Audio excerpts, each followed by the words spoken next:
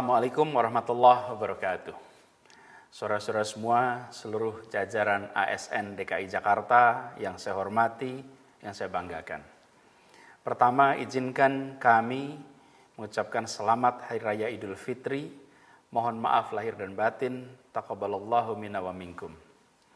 Yang kedua, pesan yang akan disampaikan ini adalah perintah. Harap diperhatikan, harap dilaksanakan. Pesan ini adalah tentang kenyataan, tentang cobaan, dan langkah kita ke depan.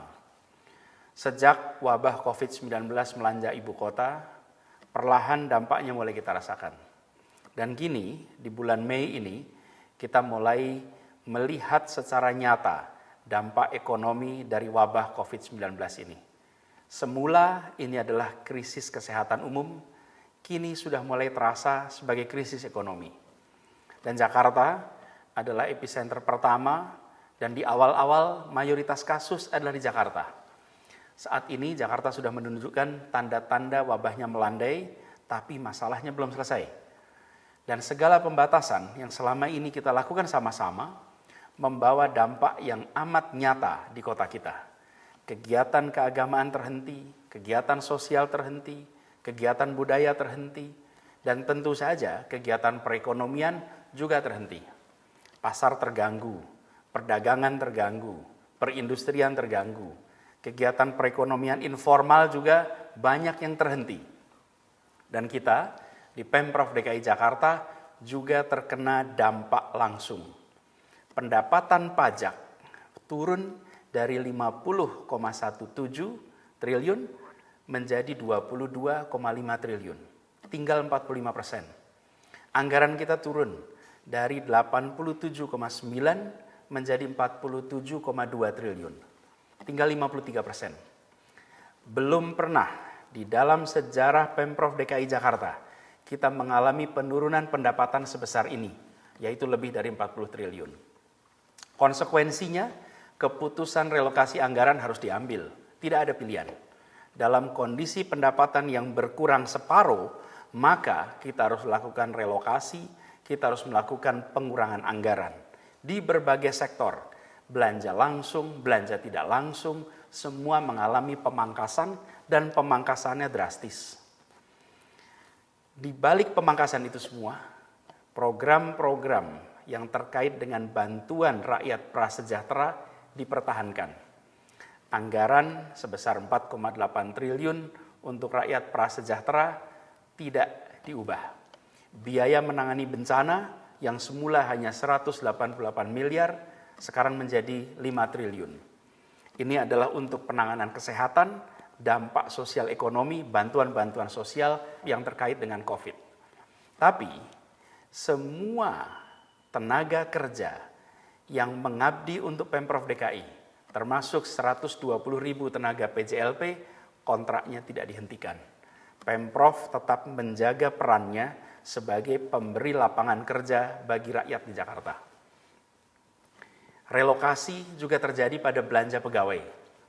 Anggaran belanja pegawai berkurang sebesar 4,3 triliun, di mana TKD ASN Pemprov DKI besarannya 25% direlokasi untuk mengamankan anggaran bansos, dan 25% berikutnya ditunda pemberiannya karena dialihkan untuk darurat penanganan COVID-19. Gaji ASN tidak berubah, tetap sama. Dalam pembahasan saat itu, sempat ada usulan agar bansos seperti KJP, lalu bantuan-bantuan lain itu dipangkas 50%. Tujuannya agar TKD bagi semua ASN bisa dipertahankan. Nilai pemotongan bansos itu kira-kira 2 triliun, sama dengan 25% anggaran TKD. Tapi saya perlu tegaskan bahwa mereka yang prasejahtera itu, yang jumlahnya 1,2 juta orang yang menerima bansos kita, adalah orang-orang yang saat ini mengalami kesulitan ekonomi. Pilihannya adalah uang rakyat sebesar 2 triliun itu diterima oleh 63.000 ASN atau diterima oleh 1,2 juta rakyat prasejahtera di Jakarta. Kita pilih untuk memberikan 2 triliun itu bagi rakyat prasejahtera di Jakarta. Dan tahun ini tidak ada lagi pembangunan baru, tidak ada lagi belanja modal kecuali terkait penanggulangan banjir. Dan tidak ada belanja yang tidak prioritas. Pemangkasan dilakukan di semua sektor. Semua difokuskan pada penanganan COVID-19, dampak turunannya, dan saya garis bawahi ini, semua usaha untuk mengembalikan kesejahteraan rakyat Jakarta. Saudara-saudara, para ASN Pemprov DKI Jakarta yang saya hormati, yang saya banggakan. Saya ingin ingatkan pada kita semua, bahwa kita adalah penyelenggara negara. Tugas kita adalah melindungi rakyat. Keselamatan rakyat adalah prioritas nomor 1. Dalam kondisi apapun, sikap kita harus jelas. Menomorsatukan rakyat daripada diri sendiri. Apalagi dalam kondisi penuh cobaan seperti sekarang ini. Saya perintahkan kepada semua ASN di Pemprov DKI Jakarta untuk bersikap sebagai penyelenggara negara yang kesatria, yang tangguh, yang tabah, yang tak lunglai menghadapi cobaan. Kita berada di garis terdepan. Kita harus beri contoh sikap tangguh. Perhatikan ini semua. Jangan ada yang lemah, lembek, mudah mengeluh menghadapi situasi seperti ini. Kita memang kena dampak, tapi lihatlah rakyat Jakarta, lihat rakyat Indonesia, lihat rakyat di berbagai belahan dunia. Di kota kita ini, ratusan saudara sebangsa kehilangan nyawanya akibat COVID-19. Ratusan kolega kita, para tenaga medis terpapar COVID, sebagian meninggal. Ribuan dimakamkan dengan prosedur COVID. Ribuan keluarga di Jakarta ini kehilangan kerabatnya dan mereka tidak bisa mengantarkan ke pemakaman orang-orang tercinta itu. Ribuan orang kehilangan pendapatan secara total, ada yang kehilangan pekerjaan, dan tidak sedikit yang usahanya berhenti sama sekali. Jadi, bukan hanya kita di Pemprov yang terdampak, semua terdampak. Tapi harus kita ingat bahwa semua yang terdampak itu, mereka bukanlah penyelenggara negara. Berbeda dengan kita. Kita di jajaran Pemprov, saya, Pak Wagub, saudara-saudara semua, adalah penyelenggara negara.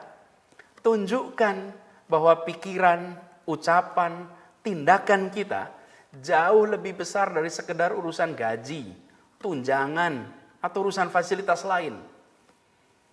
Kita harus ingat, di sisi depan baju seragam kita, di sini, ada simbol abdi negara. Ini bukan sekedar ornamen seragam. Ini, simbol ini adalah wujud sikap kita.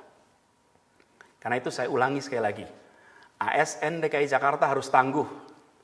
Katakan pada semua, ya anggaran kita turun, ya pendapatan kita berkurang, ya TKD kita berkurang, tapi kita tetap penuh komitmen untuk terus bekerja bagi rakyat Jakarta. Jangan pernah luntur, jangan goyah, jangan lesu. Tunjukkan di depan keluarga, di depan kolega, di depan warga semua. Dalam kondisi penuh cobaan seperti ini, ASN DKI Jakarta tangguh. Saudara-saudara harus ingat, kita ditakdirkan untuk menjadi angkatan yang berjuang menghadapi wabah dan semua dampaknya. Jalani tanggung jawab sejarah ini dengan rasa bangga, dengan penuh semangat, dan penuh rasa tanggung jawab.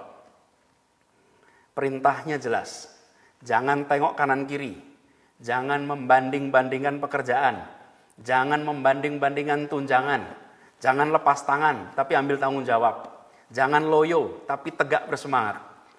Di depan kita ada bencana kesehatan, di depan kita ada krisis ekonomi. Fokus kita adalah menghadapi itu semua, menyelesaikan semua dampaknya. Kita bertanggung jawab untuk mengembalikan, kita bertanggung jawab untuk meningkatkan kesejahteraan rakyat. Dan semua ASN DKI Jakarta harus fokus pada tugasnya, harus fokus pada masa depan, harus fokus pada rakyat Jakarta. Perintah untuk semuanya, segera bergerak di bidang masing-masing untuk mengembalikan kondisi kesejahteraan rakyat. Ini fokus kita, itu tanggung jawab kita, itu sejarah yang kita torehkan untuk ibu kota, dan itulah sikap Pemprov DKI Jakarta. Harap dicamkan dan dilaksanakan dengan sebaik-baiknya. Semoga Allah Subhanahu wa Ta'ala terus menunjukkan jalan-jalan terbaik yang memudahkan kita, memudahkan rakyat Jakarta dan seluruh bangsa Indonesia untuk kembali berkarya meraih keadilan dan kesejahteraan.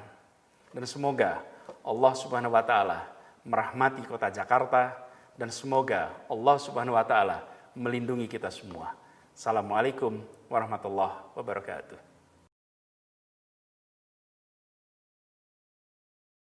Assalamualaikum warahmatullahi wabarakatuh. Saya Gubernur Provinsi Kalimantan Barat selaku Ketua Gugus Tugas Percepatan Penanganan Virus Corona ingin menyampaikan beberapa hal. Yang pertama, belum ada kebijakan kita untuk menutup wilayah kita atau lockdown. Penutupan wilayah saya serahkan sepenuhnya kepada kabupaten kota yang merasa memungkinkan untuk melakukan itu, dengan catatan semua kebutuhan masyarakat bisa terpenuhi dengan baik. Yang kedua, saya ingin sampaikan kepada seluruh kepala daerah, komando untuk penanganan virus corona ada di semua kepala daerah. Sebagai ketua gugus tugas, saya minta untuk menangani secara serius, gunakan anggaran yang ada untuk bantuan-bantuan sosial. Pemerintah provinsi sudah menyampaikan dan menyediakan untuk 463.000 kakak miskin bantuan beras masing-masing sebesar 20 kilo per kakak. Saya berharap bantuan ini bisa diserahkan baik bertahap maupun sekaligus. Berasnya insya Allah dalam waktu 1-2 hari ke depan sudah ada di kabupaten kota se-Kalimantan Barat. Saya minta itu didistribusikan, dan mengenai hal-hal lain yang berkaitan dengan ini silakan kabupaten kota untuk melaksanakannya. Saya minta juga kabupaten kota untuk membuat cadangan pangan ini dalam rangka untuk memenuhi. Mungkin ada yang tidak termasuk dalam kakak miskin tapi terdampak dalam kasus corona ini. Kemudian Dinas Kesehatan saya minta supaya pertama melihat kebutuhan alat pelindung diri bagi tenaga medis. Kemudian untuk rumah sakit swasta yang menangani pasien yang diduga dia terjangkit virus corona, walaupun belum dinyatakan positif, tapi yang bersangkutan meninggal dunia, maka untuk memperlakukan jenazahnya hendaknya berkoordinasi dengan Dinas Kesehatan agar bisa ditangani secara baik. Kemudian Dinas Kesehatan juga apabila sudah mempunyai rapid test, segera melakukan pemeriksaan rapid test untuk pertama tenaga medis, kedua pasien PDP, kemudian baru ODP, dan pasien-pasien yang diduga terjangkit, yaitu keluarga-keluarga dari pasien yang positif maupun PDP, baik yang masih hidup maupun yang telah meninggal. Kemudian camat terus memberikan sosialisasi dan memberikan bantuan-bantuan. Kemudian lurah juga demikian. Untuk kades dan kadus, kepala dusun, saya membolehkan bapak-bapak, ibu, kades dan kadus untuk menggunakan dana desa dalam penanganan virus corona, tapi terukur dan bisa dipertanggungjawabkan. Kemudian RT RW boleh saudara mengisolasi wilayah saudara masing-masing dengan catatan kebutuhan warga saudara bisa dipenuhi baik dengan bantuan kabupaten kota maupun gotong royong. Saya berharap semuanya bisa laksanakan. Mungkin dalam beberapa hari ke depan dan kita akan melakukan pembatasan-pembatasan di jalan-jalan tertentu, karena mengingat masyarakat kita masih belum disiplin dalam menjaga jarak, mencuci tangan, maupun memakai masker. pakai masker Anda secara benar. Dan ini digunakan untuk mereka yang sakit agar dia tidak menularkan apa yang ada di dalam tubuhnya kepada orang lain. Nah, mudah-mudahan kita bisa melalui masa ini dan jangan sampai virus ini merajalela di Kalimantan Barat. Kita harus lawan, dan saya berharap juga saran ahli untuk berjemur di terik matahari jam 10 sampai jam 11 selama 15 menit jalankan. Kemudian jaga pergantian udara di dalam rumah, ventilasinya dibuka, jendelanya dibuka, ya, dan tetap berlaku hidup sehat.